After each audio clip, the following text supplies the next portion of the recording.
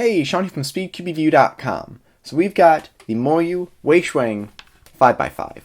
Now, this one looks very similar to the WeiChuang and the Yushin and a lot of the 5x5s that are coming out today. So, how does it differ? The big thing is that it's lighter and a little bit faster than what the WeiChuang was. So, compared to the WeiChuang, this one is a bit more broken in, but it's still faster out of the box than that was. Corner cutting is what we would expect. Now I've tightened the tensions a little bit for myself just because I like tighter tensions, but it still corner cuts fairly well. It still can, if you're doing a couple layers, lock up, but it's not as much as what some of these are, especially the Yushin. Whoop, something like that. It still can happen, as you saw in the unboxing, but not nearly as much. I would almost compare this to the Yushin more than the WeiChuang, because the Yushin has that light and fast feeling. It's not quite as much as this, though, so it kind of sits somewhere in between of the WeiChuang and the Yushin.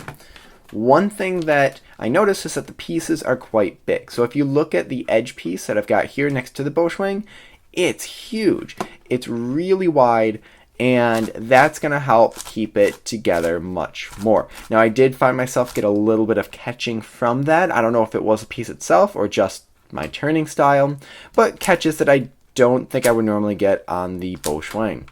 And with that said, I think if there was a competition and it was between these two, I might still use this one just because I don't mind that this is a little bit slower. I just like that it's a little bit tighter feeling. It doesn't seem to flex around as much. Now, for people who like that more flexible feeling and felt the WeiChuang was too tight and want to try something MoYu, this would be your answer. Now, one other thing people want to know is how does it compare to the GTS WeiChuang? So we have the WeiChuang and the WeiChuang. And as you can see, it's a little bit bigger. I said in the unboxing that, actually I think I said 53 millimeters. I meant to say 63 millimeters. And a few people correct me saying it's 64. Well, when I actually measured it, it measured 63 and a half. So it's definitely bigger than the 62 millimeter WeiChuang, but very similar to, the other ones that are 53. It might have that half a millimeter.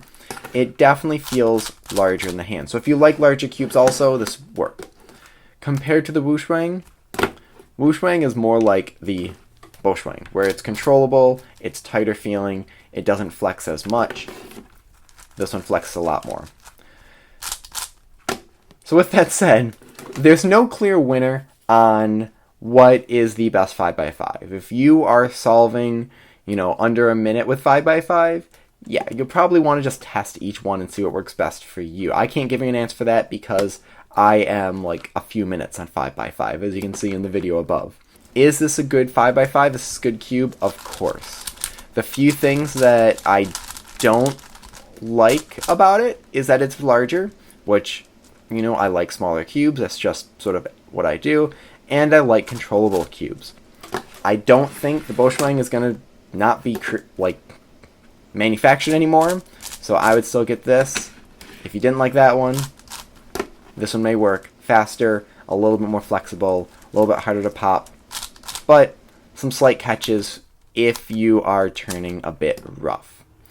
So I know this was a little bit faster review, a little more casual. I just want to make sure I got my final thoughts out to you, and might not have a lot of time to make a full, elaborate video with a bunch of different angles. But I want to make sure you guys know my experience with it. So thank you very much. Please leave your thoughts and questions in the comment section below. Hit like and subscribe for more content like this in the future. And as always, stop by SpeedQBView.com for more news and reviews.